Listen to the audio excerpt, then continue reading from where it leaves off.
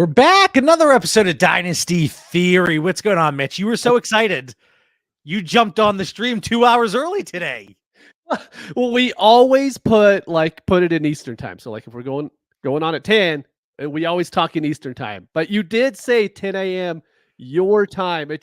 I didn't read the whole message and it didn't click in my head. So I'm sitting here waiting. I'm like, well, wonder where John is. I was at a soccer game. We were locked and loaded on the sideline. We were mentally prepared, but we are here. Another episode, another week, another episode. Oh man, Mitch, how are your rookie drafts going? I'm so happy they're almost over.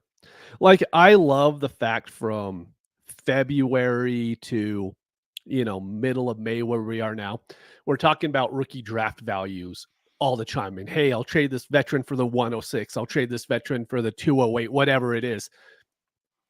Now, we've said that. Now the players that we've taken at that 108, we have to still be okay with them over that veteran that we were saying to take him over with at that point, because we're always like, hey, these rookie draft values always keep gaining value. As soon as that player's taken, that rookie draft value's gone. And it's like, hey, will you really take this person over that veteran player? And this is where I really start to love Dynasty until about the middle of July, and then it kind of sucks for about a month. But besides that, we're in good shape. Yeah, it certainly slows down a little bit. And I have had a little bit of luck, actually. If I took a rookie in the rookie draft, actually trading them after drafting them. And we don't see that too often. We don't see it in rookie drafts. We don't see it in startups. So I was kind of thrown off whenever that came into play. But, I do think it's certainly an interesting time of the year. I don't know if so there's two things I want to talk about before we even get into anything. The first is if you are downsizing the number of teams in a league, and as a result, you have a supplemental or dispersal draft, whatever you want to call it. Just a discussion of verbiage at that point. But then also, like, do you still have a lot of rookie drafts left? I feel like, Kind of. You're in more, I feel like, Discord and patron oriented leagues, yes, right? 100%. I'm not out in the wild a whole lot. And I would say I have a decent amount of leagues that either haven't done a rookie draft, or it's not just haven't done it, it's not scheduled. And I'm like getting a little worried because of it. And it's the great orphanage, if you will. Yes. And we've seen this in several leagues. I've done, I think, 4 supplemental drafts this year. And what we mean by that, you're in a 14 or 16 team league. You have several managers leave. You could do a dispersal of the assets for new managers to come in.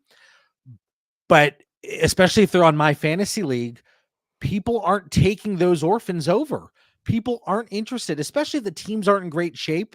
So as a result, we've gone from 14 teams in a few leagues down to 12, and we've done a supplemental draft of dispersing their players and picks from those 2 rosters onto teams throughout the league. How should supplemental drafts be done? So they should be done. So here's what you run into in these leagues, right? You have the really bad teams who feel like they should get the good players because they're bad, and you don't want to make the good teams really good, right? But in my view, at the same time, so we're kind of talking about the difference between a snake draft, to where it just goes back and forth like a normal startup does, or a linear draft like what happens during the rookie drafts, to where it's 1 through 12 and then 201 through 212, whatever. And I think everyone who has a bad team really wants it to go linear because that means they're getting better players. In my view, though, a supplemental draft should be snake, because you shouldn't be penalizing the good teams for being good. I mean, yes, they are going to draft at the end of that first round of that supplemental draft, but it's not their fault that teams left, and it's not their fault that you built a bad team in the first place, so they don't owe you the better players. And so for me, I'm very, very adamant that those need to be snake drafts, because you shouldn't make the good teams worse because you have managers who didn't do anything for the previous 3 years in that startup, right? Yeah, so just to give context, the one that I'm looking at here, 14 team league down to 12 now. It's gone Brock Purdy, CD Lamb, Tyreek Hill, 104. I took the 104 the dispersal. Brandon Ayuk, Jonathan Taylor, DK Metcalf, 109, Zay Flowers. So you see the drop already. Yes. We're only 9 picks in. So Mitch, in this league, you're the 111. You're going to snag maybe, let's say, like a Tony Pollard or Deontay Johnson 204, let's just say. Something like that. Yeah. Yep. So you got Deontay Johnson the 204. I got the 104, the 104, and then I have the 209 coming back. Like, if it's linear, you're being penalized, like you said, because you have a good team. Yeah. And managers like me that put out on the field every week a crap lineup, maybe that's by design. We'll say for this situation it was. Right. And now I'm getting not only the 104, but now I'm getting that 204 that maybe you would have gotten. And now you're getting like a 4th or something with your next pick. Like, the point of the dispersal, and I've seen this from both sides because I've been on both sides. Yes, same. I've had a strong team where the dispersal kind of screwed me over, and I complained. That was my first dispersal. I was not happy with it. And then, or supplemental, if you will. And then for the wave that we're going through right now, I think 2 of my teams were later, 2 of my teams are earlier. So I could sit there and be like, for this one, yeah, we should do linear. Maybe for this one, though, we should do snake because I have a later pick. I think it should be uniform. It should be across the board based on the rookie draft order. It should be snake draft. Yes. And it should be, based on the rookie draft order, snake draft. There should be no, the rookie draft now is going to be 12 team based. Yeah, no, you can't do that. The settings should be exactly the same as it was for your rookie draft. And then the supplemental, I believe, should be snake. And it can be super frustrating as managers, both ways. If I get a super early pick, yes, I want to be able to add more value because my team's crummy. But if I'm a good team, well, I don't want to be penalized. Like you said, the goal of the supplemental should be as close as possible to evenly distribute the assets that are being dispersed across all 12 teams or whatever the case may be. That should be it. Not to help those scrub teams. I say that, myself included, in some of these drafts. Yes, definitely. To catch up because of it. Like, this and wasn't planned. I was just going to say, the reason why this matters is I do still think we're seeing the effects of how many leagues got started during COVID in the year after COVID, because we saw that big dynasty boom. And now we have people who just don't even show up for their drafts. And it puts the commission in a bad spot. It's like, well, what do we do here? You don't want to, you have 12 good owners in the league and good managers, and they want to keep the league going. But on MFL, you're having to give teams away for just about free. So it turns into, do we keep it at 14 just to make everything kosher, but then the payouts are less for the next 2 years because the teams are so bad. No one's giving up their good teams. Everyone's dropping out their bad teams. It's really strange how that works out. But you have these really bad teams to fill on MFL that people are having a hard time filling. And it's like, okay, we could give them for free, and then we could still keep that 14-team league, but there's no more money going into the pot, so there's no real reason to keep it at 14 teams. So I think having this option to go from 14 down to 12, maybe 12 down to 10, if you really like the core managers in your league, then it's great. I mean, if it's a league to where all the managers, you kind of hate them, then sure, go ahead and nuke the league. But I think we need to do everything we can to keep leagues going if possible. Sometimes it just doesn't work out. I think I've only had one league kind of decide it's over, but I've had 5 leagues, I think, do a dispersal at this point. And I just think it's a really good way to keep your dynasty leagues going instead of just blowing them up. Because the second you start blowing up leagues, everyone's going to kind of assume, okay, hey, we're really on a 4-year timeline here, and it changes every move you're going to make in dynasty. So having these options, I think, just helps out a lot as far as like the future of dynasty fantasy football. And we've seen a migration from one platform to the other Mhm. because the thought is, and I think it's a correct thought, hey, if there's orphans in the future, they're going to be far easier to fill Yes. on Sleeper than it would be on MFL. So I think it's an interesting discussion. And another thing, because this has been brought up too, the supplemental draft needs to be separate from the rookie draft. You cannot Yes. combine them because now we are giving an unfair advantage to the teams that have decided to trade for those picks or Mhm. keep their picks, because when the trades were made, this was not known. So they need to be two separate drafts, in my humble opinion. Yep. Agreed. Well, that took a little bit longer than I thought it was going to, because on the notes I said very quickly, but it's a discussion that needs to be had, It is. because Yes. this is something that is going on across Dynasty. Yeah, and I think it's going to continue. I think next year we're probably going to see it again. Then I think after that we'll start to kind of get past those COVID years. We're 3-4 years past it. I think the managers that are willing to stay in the league for 5 years, they're going to be willing to stay in there for 10 years at that point. We're kind of getting rid of those other managers that were kind of playing the DFS redraft style of Dynasty, and now their teams are bad, and now they're out. Now it's like, what do you do with those terrible teams? And I have no issue with it, because just like with orphans, you're getting new blood into the league. You're getting people that are interested, that they want to be involved, and it kind of clear kind of zaps life back into the league. So it is an interesting discussion, and hopefully folks don't have to deal with it too often. Rashee Rice, he is the man of the hour. He for the state of Texas. Like, listen, mistakes happen. People do dumb things when they're young, but you lose the benefit of the doubt when now you're also punching photographers, and now there's other reports saying, well, when he was in college, this was going on. How do you view the Rashee Rice roller coaster in terms of his dynasty value? All right, so this isn't a source thing or anything, right? But I was talking to some people that were in law enforcement in Utah, right? Just huge Chiefs fans. Like, what's your take on this? What do you? Hey, really quick, is there a lot of crime in Utah? Like, there's a little bit. Usually, it's more like stealing other people's milk off their doorstep. But that is kind of it's an issue. I was gonna say, if they have the time to sit here and break down a Rashee Rice situation, they might have a little too much time on their hands. Right. But anyway, but it's just what the charges were and how, like, do they actually see jail time, or is it not going to happen?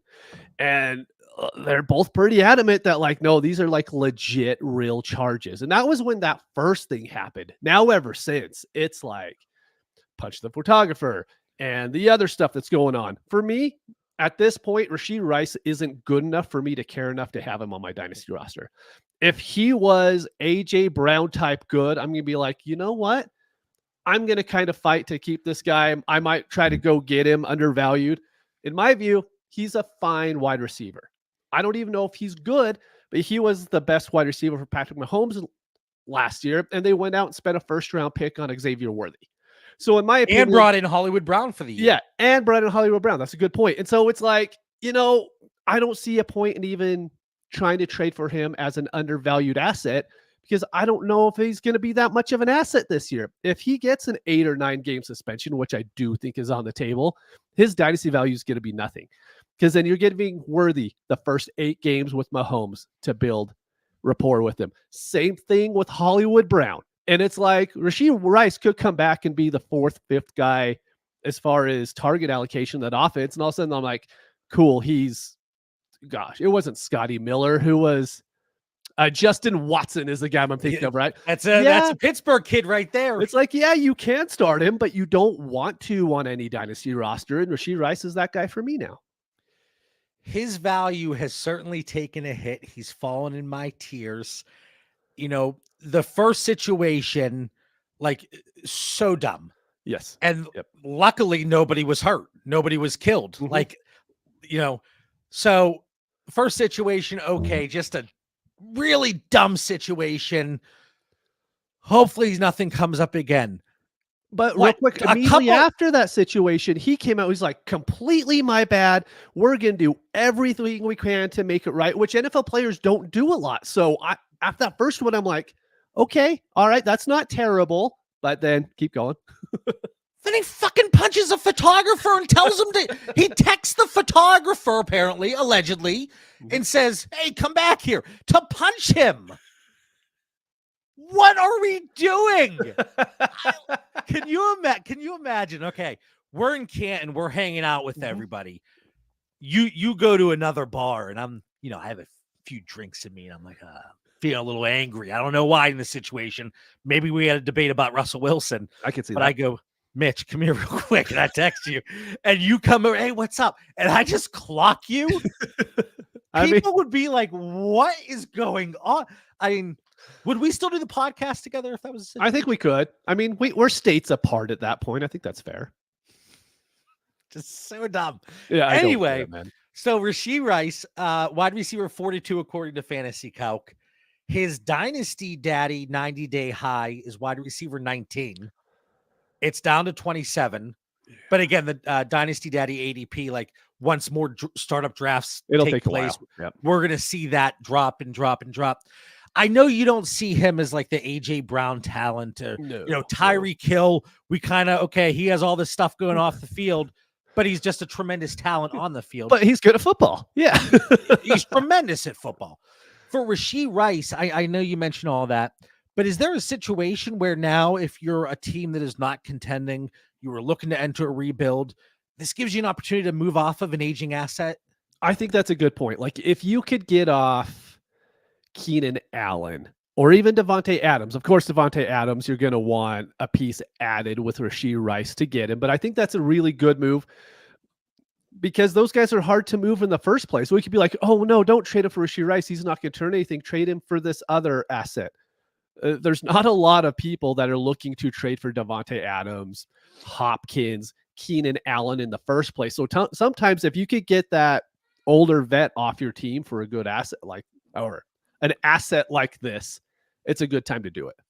Because ultimately, if you're moving it off of an asset that they're aging, yes, you might miss out on production, but ultimately you're not capping your upside. There isn't a lot of room to really miss out on a ton of value by making a trade like that. That would be something I would look to explore, because again, the expectation is that we see 8 games, 10 games. I mean, if it's a full season, we're really going to get a discount. But the important part that you said was that now Patrick Mahomes is going to be developing this rapport with Xavier Worthy. I mean, obviously we don't need to develop more of a rapport with Travis Kelce. I think that rapport has been well established, but these other pieces and Rashee Rice is missing out on that, because the thought was already before any of this stuff really happened, well, they're probably going to add a wide receiver in the draft. They brought in Hollywood Brown. So the expectation was, okay, can Rashee Rice produce at the level he was? And a lot of it was volume oriented. He was doing a lot of things after the catch. You could talk about the scheme. He was put into a great situation. He had one of the best yards per route run of a rookie. You eclipse that 2-point whatever mark it was that we've talked about. Like there are so many metrics that you can look at that supports Rashee Rice sustained value and production. But now it's just one thing after another. Like we've talked about with Tyreek Hill, Deshaun Watson, Joe Mixon in the past. You don't need, yes, there is going to be value one way or the other, but if you don't want to roster a dude, just don't roster him. Yeah, it's completely fine. I mean, and you don't have to be extremely adamant about it, right? You could be like, you know what, I don't want him on my team. And it really, at the end of the year, it doesn't really matter unless he turns into a Tyreek Hill. If he turns into that, then so be it. You're out that much value. But being out on a player isn't like I got over on everybody. It's like, great, you probably have another player on your roster that did just as bad as the guy that everyone else was touting. So I want to run through a few trades here. These are trades from dynastydaddy.com over the last couple days. There were a ton. So I tried to find trades that were focused on Rashee Rice as a centerpiece. But just to give you all a general idea of the overall value range. So if you're thinking, hey, I can go get Rashee Rice at a discount, there are certainly discounts to be had across some of these trades. Or if you're looking to get out from Rashee Rice, maybe one of these will pique your interest. So I want to run through these trades very quickly, Mitch. I just want to let me know what side you're on. Rashee Rice in a 25 fourth or Keon Coleman? Keon Coleman. Rashee Rice or Ramondre Stevenson? Ramondre Stevenson. Rashee Rice or 2024 208 and 312? See, this one, it depends if it's on the clock. Like if there's someone that I like the 208, yes. If not, I'll probably hold on to Rice at that point. Rashee Rice for Ty Chandler, Josh Palmer, and a 25-second. Rashee Rice. I don't want all of those things. Are kind of a whatever to me.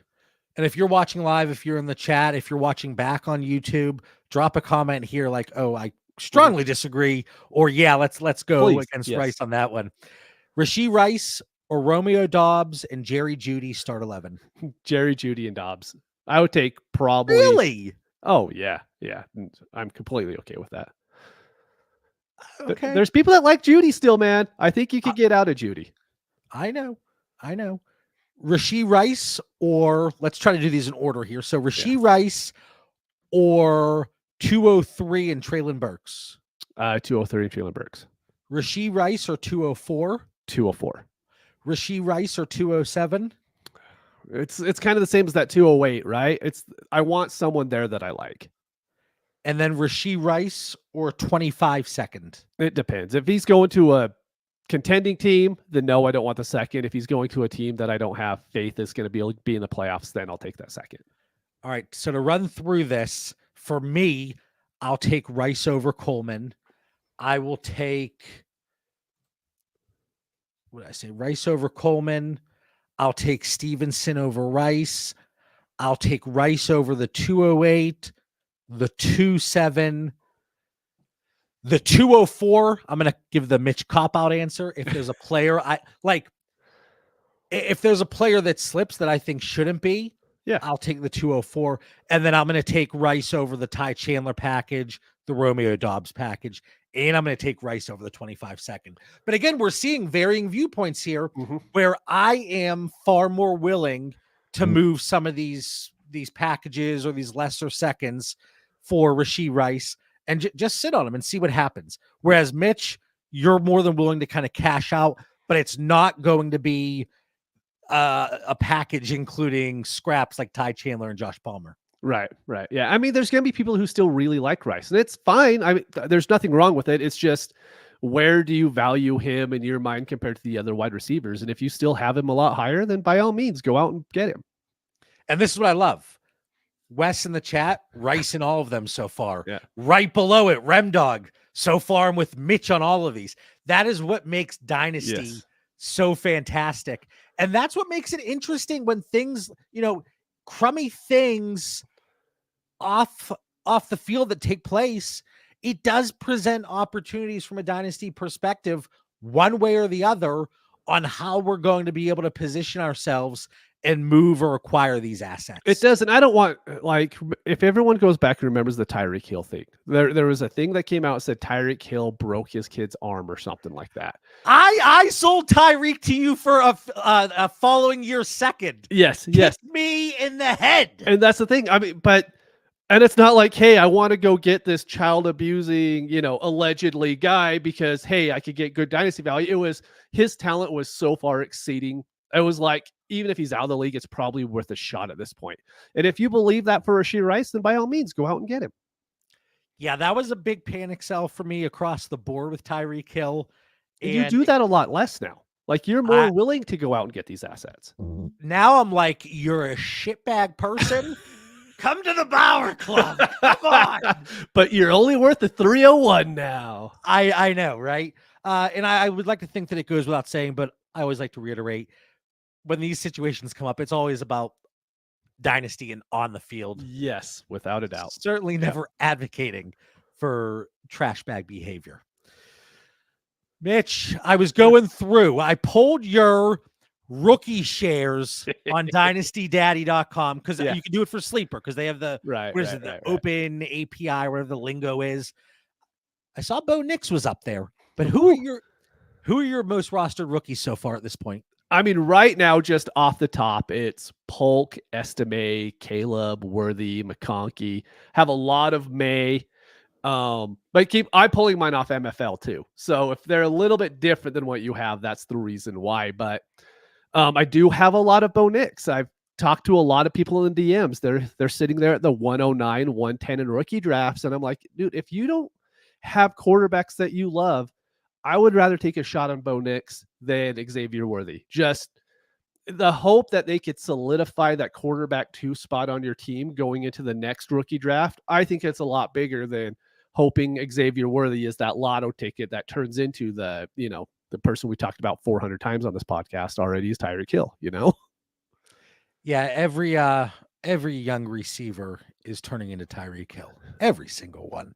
Is there anybody that you have, or let me rephrase that, is there anybody that you don't have a lot of shares of that pre-NFL draft, if I told you that, or pre-rookie drafts, you would have said, JB, you're crazy because I'm getting this guy everywhere? I have 2 Marvin Harrison shares and 2 Brock Bowers shares. And I think they were the 2 top talents in this year's draft.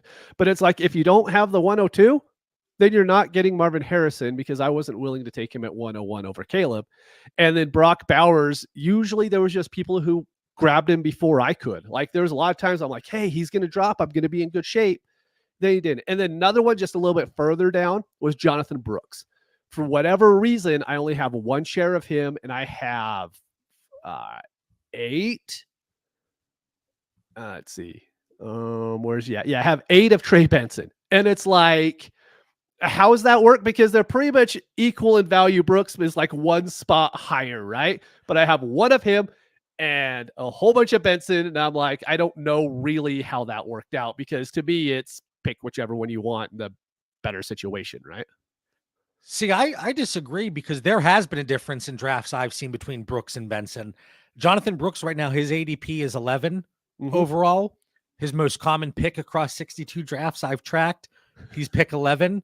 Trey Benson, pick number 15. But if you're in the situation where it's like Bo Nix or Jonathan Brooks, you're probably going Nix. That's exactly it. Yes. Jonathan Brooks is going like the next pick. I think I have 1 or 2 Jonathan Brooks. Right now, I am at 14 Xavier, and then Liget. I think I call him Liget. I don't know. But that's right. There was a big thing I saw on Twitter about the pronunciation. I say Leggett. I'm sticking with Leggett. Yeah. I have 14 Xavier Leggett's. Brian Thomas, 12. Will Shipley, 12. Malachi Corley, 10. Jalen Polk, 8. Javon Baker, 8. Jalen McMillan, 8. Rasheen Ali, 8. Benson and Kamani Vidal, 7. Burton, Garendo, Cade Stover, 6. I think the one that surprised me a little bit that I don't have more of, probably Ben Sinnott, just because I thought I was going to be a little bit higher on market, especially once we got that final piece of the puzzle with the draft capital, with his production profile. We talked about this. I ran through quite the historical list. Yes, you did. Going back to 2003 when we did the live stream during the NFL draft. And I was like, I'm going to have a ton of this guy, but he's been going a little bit too early for my liking. I just can't get him. And a lot of the running backs in that range, I just haven't been able to stag too much of. Blake Corum, Marshawn, Lloyd, Jaylen Wright. So that's exactly agreed. Because let me ask you, because there are people, obviously we still have rookie drafts coming up, like we talked about to kick off the show. Like, have you found it difficult to get those 3 guys specifically, like Corum, Lloyd, and Wright? Yeah, because I think the people who like Lloyd, like we've talked about this a lot. There's always going to be someone in your league who likes a specific running back, probably more than you do. If you play Dynasty like we do, we can like look at the running backs more as where they're out value wise, more so than like, hey, I love this prospect. I want him on all of my teams. Right. And so there's always probably going to be someone that's like, no, I'm a Lloyd guy. I will trade up to the 203 to get Lloyd because I think he's the best bunch out of this running back group. Right. So I think that's just what happens a lot more, because I don't find myself seeing, hey, Lloyd drop to the 208. I'm trying to trade up for him. Be like, well, let's see if he gets there at the 211. But there are people who are willing to make that move for a Corum or whoever they end up liking at that point. And that's part of the issue too, and why I haven't landed many of them. You were spot on, where you see like a Jermaine Burton slip to 302, 303, 304. I've seen Leggett slipped to 210, 211 in drafts. Malachi Corley has been available. Kamani Vidal, Javon Baker. Like, I'm okay waiting on these guys, and clearly it shows my rostership, as opposed to even maybe adding a future third to get up for a guy that it's going to take something for him to get production here over the next year or two. But also, we talk about how strong this 2025 running back class is, and with the moving parts in free agency next year, who's to say these guys have a running back 2 role locked up on the team next year? Yeah, no idea. Exactly. So that is the interesting part, and that's kind of why, whereas previously I've always been like, I'm slamming home these running backs in the mid-second, late second, early third. This year it's kind of changed where I'm attacking these wide receivers that have decent profiles. They got the draft capital. It's day 2 draft capital, but still decent draft capital nonetheless. And I'm taking the upside shot. And maybe some of that is just because we have seen these mid to later round rookie wide receivers and rookie drafts kind of really propel themselves up the dynasty landscape, and their market value has just been growing tremendously. So maybe that's where I am there. Veterans. Look at you changing things on YouTube. Anyone who's watching, this is some behind the scenes stuff. I like it. You see that? You like that? I was like, you know what? I'm going to class it up a little bit for this episode. And then I saw the comment from a listener on our last episode. They said, please add timestamps. And I was like, yes, I will. Thank you. So that's something that we'll be introducing once this episode's out. I never realized how critical that was, but apparently it is. So I will do that. Oh, it's usually like if someone wants to skip past our supplemental draft talk, they know right what to go to, and that's good. That's what we want, right? That's it. Yeah. That's it. And you're my YouTube guru. I would hope that you would have told me this, but you never did. It's my bad. I'll improve.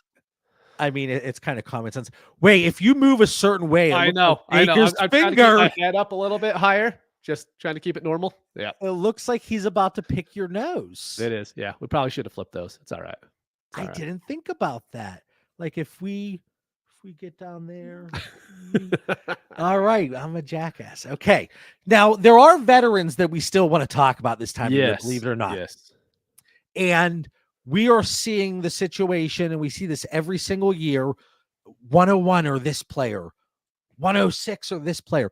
I went through, I pulled a lot of trades. I tried to stagger it a little bit, but I got a couple trades really centered around the 101, the 106, the 109, the 112, and the 204. And we'll kind of go through, and I want your thoughts. This doesn't really have to be a rapid fire. Maybe we don't get through all these trades before we go into the next section. Right. But if you have anything you want to share in your overall thoughts, let us know, Mitch. So right now, 12-team Superflex, start 11, PPR, 101 or Amon-Ra St. Brown? I'm going Caleb. Like, Caleb's upside is just higher than what Amon-Ra's is. So for me, that one's pretty plain. What if that's 102? Amon-Ra. Okay. 103? Wait. You just said Amon-Ra for 102. I'll probably do the same thing. But I mean, it does change from will you take Marvin or will you take Jaden Daniels over Amon-Ra, and I'll take Amon-Ra over both of them. Okay, that's fair.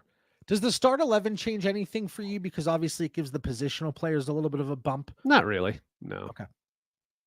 101 and this is a start 10, 101 or Brian Robinson, Kyron Williams, Rashee Rice, and 108. See, for me, this is still the 101 because I don't know. Like, I love Kyron, and I hope he's the same Kyron that he was last year, but his dynasty value is going to be hindered for a long time because Blake Corum sitting right behind him. And I don't think the other guys just do enough for me to be like, no, I'm going to get off Caleb at this point.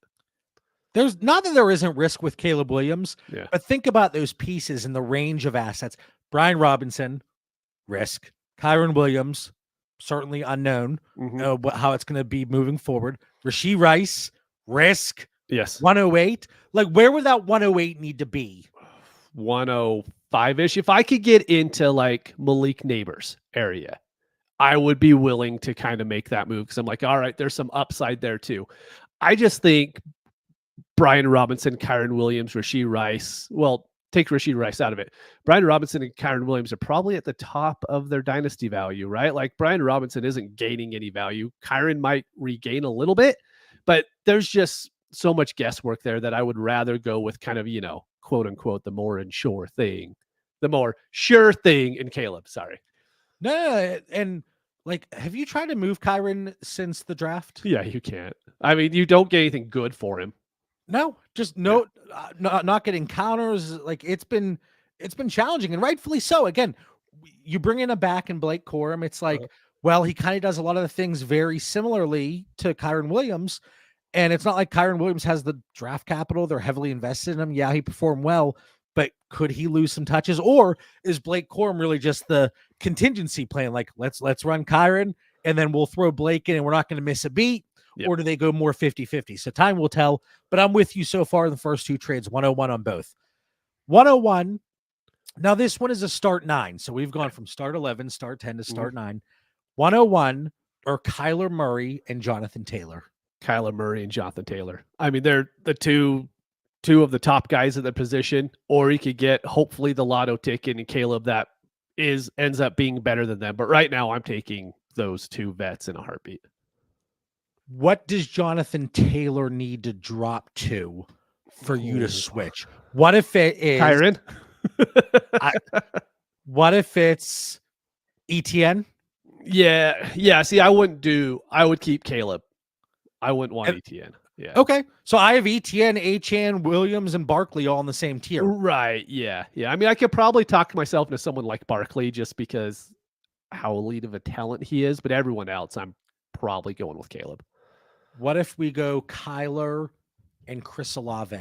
Ooh, Kyler and Chris Olave. Yeah. Okay. All right. 106 or Garrett Wilson, 12-team Superflex, start 10 PPR, only half-point tight end premium. Can I ask if Malik Neighbors is there on the board at 106? That's what matters for me.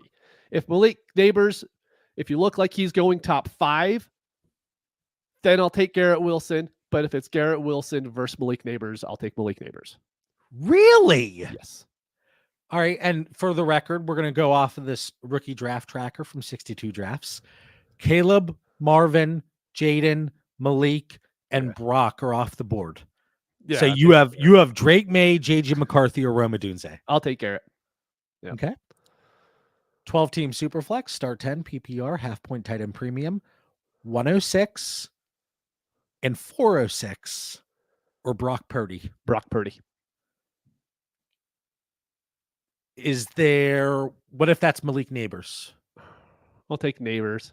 Yeah. But we just said Neighbors isn't there. I know. I'm just playing devil's advocate. Yeah. Just playing devil's advocate. Let's see here. What if that's, so if it's 105, let's say if it's 104, you switch? No, yeah, definitely. Big switch. Okay. Yeah. Because I'm looking at, do you want Brock Purdy or hopefully what Drake May can become? I'll just take Brock Purdy, who's in that elite offense already. How many times, kind of going off on a tangent, but not really, how many times do you look at a trade involving a veteran and a rookie pick, or a veteran and a future rookie pick, and your mind is, because this comes up in so many conversations, your mind is, well, if I'm moving a running back, I'm not going to get a better running back with that pick, so I'll keep the running back. But like, then you have to add in the liquidity of the pick. Yes. You have to add in other positions.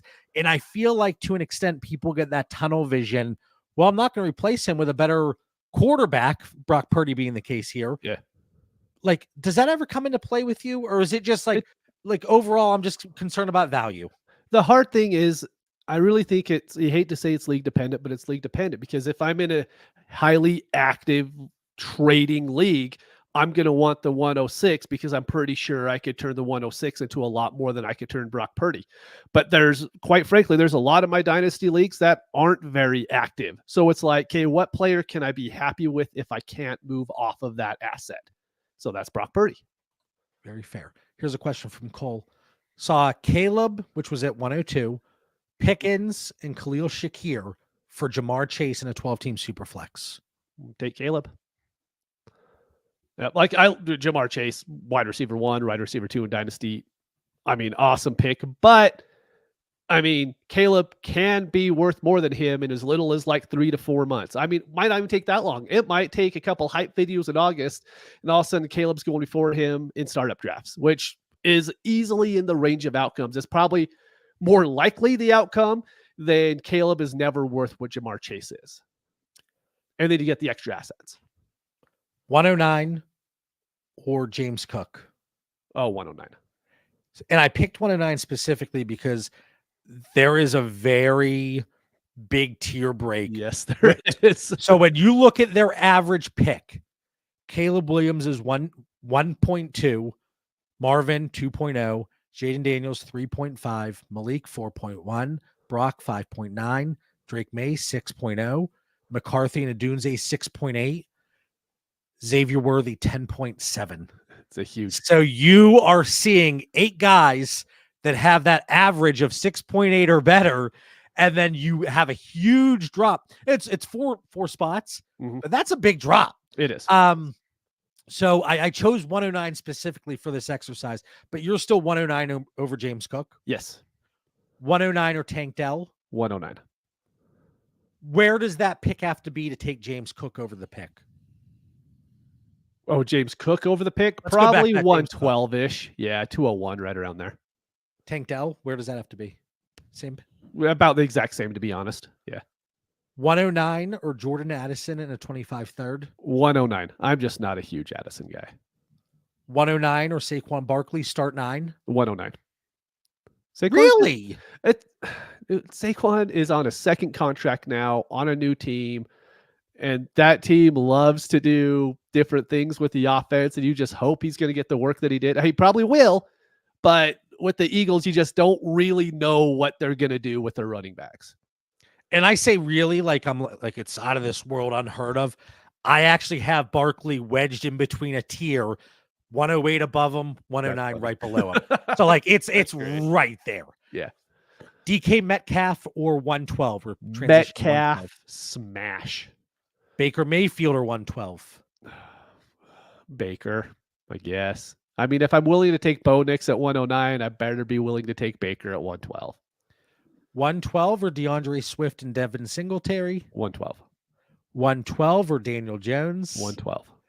112 and 211 or T. Higgins and 304? T. Higgins, because I think you could flip him. Now we're going to bump to the 204. Mm-hmm. This is PPR and an extra half point for tight ends. Jake Ferguson or 204? 204. Christian Kirk or 204? Kirk. Terry McLaurin? Terry, I think. Yeah. And then Pickens. There's always going to be a Pickens stan in your league that you could trade him to, who probably already has Pickens, so this doesn't matter, to be honest. And I love the way this played out, that the last question before I switch the slide is George Pickens, and now Mayfield can stop Pickens your nose. Hey, there we go. Look at that. Came to me. That just came to me. Holy cow. I'm on my game today. All right, now we're looking at future rookie picks. Yes, sir. Where do you, because we kind of talked about this a little bit after the first wave of rookie drafts. Mm-hmm. Now we have even more data. We see where those really hard tier breaks are. Where do you slate in an assumed non-playoff 2025 first? Let's say it's not like a absolute tank job locked in. Okay, this is going to be 25, 101 or 102. Mm-hmm. Let's say it's 104, 105, 106. Where would you put that in this class? 109. Because there is that huge tier break that where I'm not going to be taking any of those picks over the 108, but 109 I could talk myself into. I'd hope it's not the 109. It's closer to the 110, 111, but this is kind of how it is. And I think as long as it's not a situation where, I think knowing your league is important, mm-hmm. and going on dynastydata.com, seeing the power rankings using various sources. I think if it's a team that you believe is a non-playoff team and it's not a locked in 101, 102, 103, you can probably get a plus with that. Yes. Because that manager might think, okay, I have the opportunity to still contend. And you're like, you sure about that? But worst case, maybe they slip into the playoffs and they lose in the quarterfinals. Right. Yeah. So it's 107, 108, 109. So you looked at that range of outcomes, didn't necessarily pan out the way you had hoped by moving the 24 rookie pick, but you were still able to kind of make out ahead there. Where would let's pretend you have the 2025 101. Okay. You have it locked in. Mm-hmm. Who are you taking over that 2025 101 out of this 24 rookie class? I'll take Marvin for sure, Caleb for sure. Jaylen probably, and that's probably it. Okay. Yeah, I don't think I could do it for Brock. Yeah. Because there's a lot of situations where somebody's like, hey, I'm tanking. Somebody's after my first next year because it's very clear with the moves I've made, my current roster, what I've done up to this point, that it's going to be the 101 or 102 at the worst. But there's an opportunity to move off of it. But like I know rookie picks gain value, especially if it's a 101 or 102. Yeah. So it's like, where does it make sense to pivot off of it? And I think that's fair. I think the 103 this year, I think that's probably fair.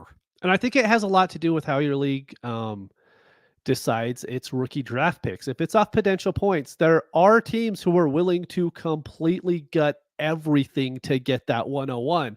And if you weren't willing to like lose every asset you have to guarantee that you have that 101, you end up with a 102 or 103. That's a huge difference. So if that's the case, getting off of your future first can be a decent move if you could get one of those top elite assets in this year's draft. Yep. And in this situation, like it was just, we know it's the 101. Right. But yes, that's a very good point. Like kind of waive that risk and get one of these elite assets now, as opposed to kind of worrying, oh, now I got to shed more points. Yes. Where do you see a playoff 25 first? 112, 201. Like really, I'm not looking for playoff 25 firsts at this point. Okay. Non-playoff second?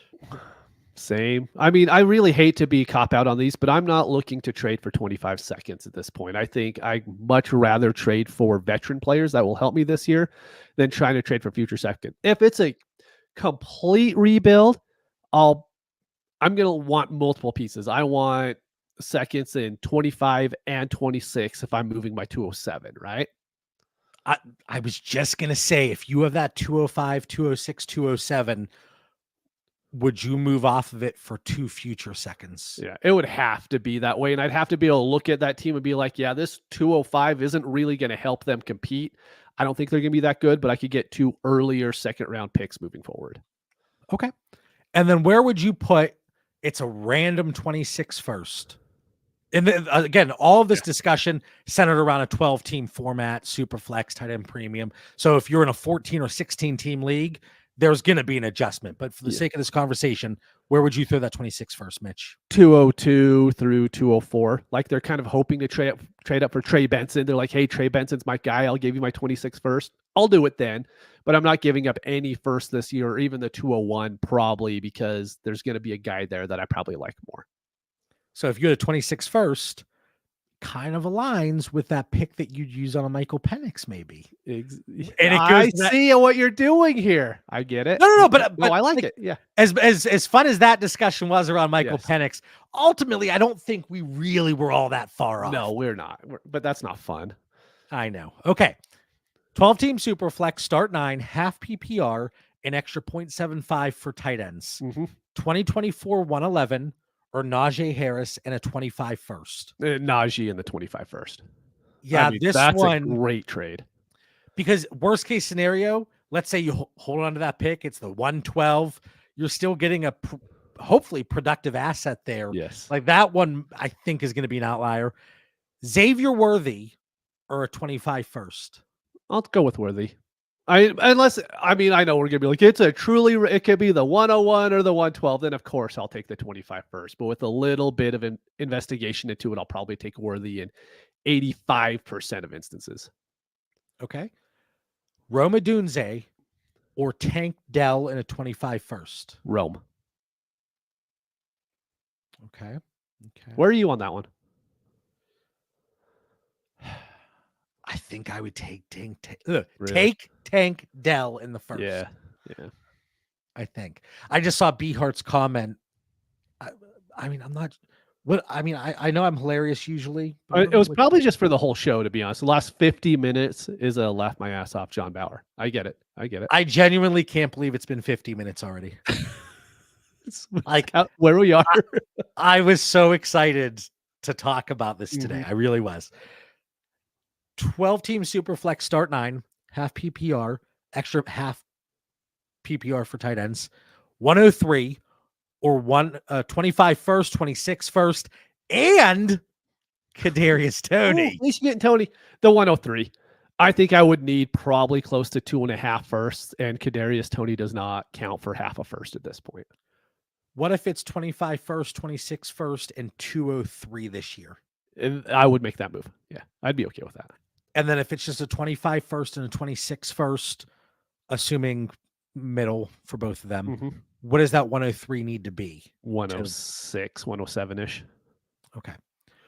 106, so we're moving back a little bit, or Bryce Young, a 25 first and 24 305. I'll go with Bryce. I'm going to have that hope they put enough around him for him to move his value up a little bit. B Hart says because that was because JB didn't forget about Penix. Of course Listen, I got Penix on the brain. All right. First thought when I wake up, last thought before I go to bed. I also go Bryce Young in the 25 first. You're getting that insulated asset with the 25 first. And then ultimately you're choosing between Bryce Young and Drake May or JJ McCarthy. Right. Yep. Did you see that clip of JJ McCarthy missing that open coach? I mean, he was moving a little bit to his left. It was a hard throw. He'll be all right. And because of that, I think JJ McCarthy, don't take him before the 4th round of your rookie drafts. Definitely not. Especially if I'm in that league. Who do we got now? 25 first or Brian Thomas. This is a 14-team league. 25 first. I'm pretty sure you're on the Brian Thomas side with this. Give me BT. Yeah. I'll take Brian Thomas. But again, like as there always is, there's that gray area. You have to, like, depending on my league dynamic and my team, like especially in a 14-team league, because there isn't as much parity. Like there are 8 teams you could look at and be huge. 6 of the 8 playoff teams are going to be 6 of the playoff teams are going to be from this 8. So like you kind of have to know. 12-team Superflex, JJ McCarthy or James Cook in a 25 first. Before that video, I would have gone McCarthy. No, it's James Cook in the 25 first for me. I would take that as well. 16-team Superflex, start 9, 24, 112, or the 25 first and Zach Moss. 25 first. This is another situation, like if it's from a team that isn't one of those like top 7, 8 teams in a 16-teamer, I'm going to gamble on that first. It's a little bit of a strange trade because you would assume the 112 is the guy who already has Zach Moss because he was contending and he kind of wants to keep him. You know, and why would the person with the 20 with the 25 first want to trade for the 112 and give up that asset to you? You would assume a contending team. It's a little bit of a weird trade, but for me, I'd go the 25 first.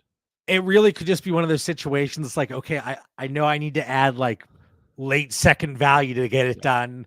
Let's get Zach Moss in. Yeah, exactly. Final thoughts. All right, Mitch, for the 244th time, are you shocked that we got through all the trades? I honestly did not believe. When I looked at the notes this morning, I was like, there is no way we're getting through this. I told you. I was super excited to get to today's episode because they're conversations that are constantly coming up. How should I value the rookie picks this year versus vets and versus future picks?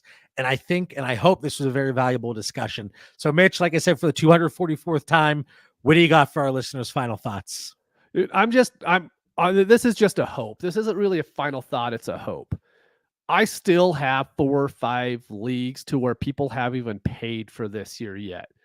And like, I'm not even sure if the commissioner's coming back at this point. I don't even know what's going on.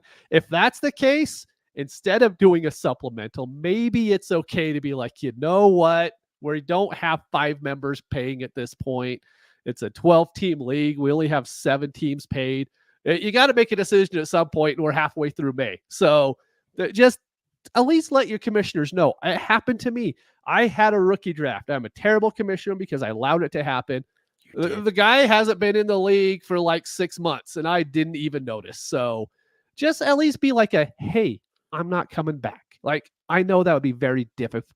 Everybody's super busy. I realize this. Like, we are the busiest people in the history of the world who can't send a text message at this point. But just be like, hey, I'm not coming back. And the commissioner will be like, okay, cool. And there you go. It's weird, man. And I know we've gone through the first and the second waves of rookie drafts, but there's still a few out there. Put notifications on. like if you don't like notifications, just pop into your draft every 6 hours. Nobody should be missing a pick.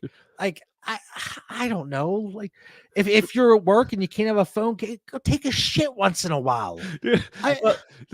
I really think there would be a great YouTube type Dynasty thing if you just broke down the conversations that happened in GroupMe, because they are the most unhinged conversations ever. The one that happened in one of our leagues yesterday, I was dying, and like Chelsea was talking to me like, I have to get through this, and I'm just like, how are these real people? I don't understand. Yep. Like, it's like, the rookie draft is going on. You know what's going on. Like, just make your pick anyway. Hopefully you all enjoyed today's show. For Mitch Sorensen, Dan Lamagna, who he took a PTO day. It was approved. HR cleared it. It was fine. Yes. I'm John Bauer. We'll catch everybody next week. Have a great day.